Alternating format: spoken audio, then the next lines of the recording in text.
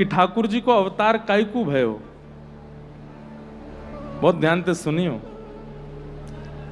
भूदेवी को सुख देने के लिए ठाकुर जी आए हैं। भूदेवी यानी पृथ्वी।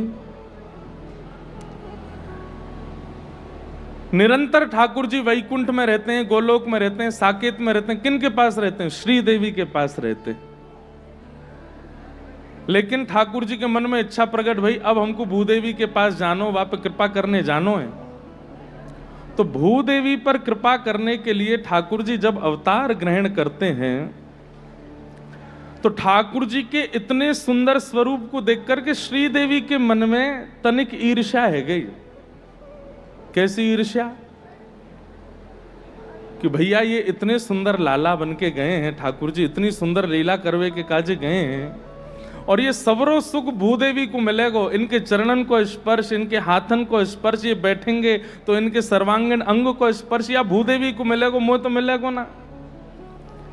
तो श्री देवी ने कहा क्यों? बोले नंद बाबा के सामग्री में आके ऐसी बैठ गई है, तहखाने में आके ऐसी बैठ गई है कि नंद बाबा लुटाते जा रहे हैं और श्रीदेवी बढ़ती जा रही हैं। इतनी बढ़ गई कि ब्रजवासी लूटते लूटते हार गए, लेकिन नंद बाबा लुटाते लुटाते नहीं हारे।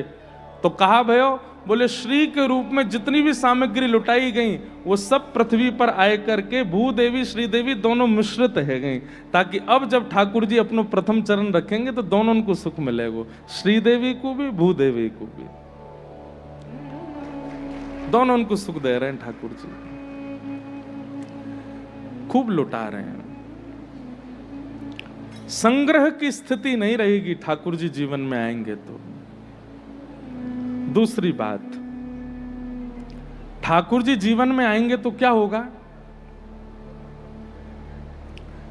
कहमें कि 6 महीना तक नंदोत्सव मनता रहा।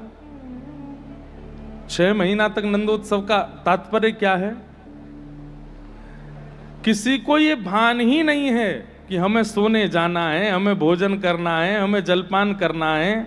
मतलब अपनी सुध नहीं रहेगी, एक प्रकार से बेसुध से हो जाएंगे। बेसुध कैसे?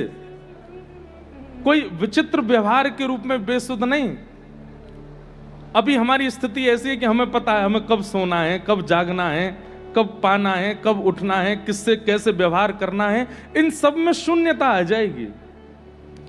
कब सो रहे हैं कोई पतो ना है, कब उठ रहे हैं कोई पतो ना, भोजन कब को कियो पतो ना, जलपान कब भयो कोई पतो नहीं। तन की व्यवस्थाएं जो हैं वो व्यवस्थित नहीं रह पाएंगी ठाकुर जी जीवन में आएंगे। ब्रजवासी की स्थिति ऐसी है।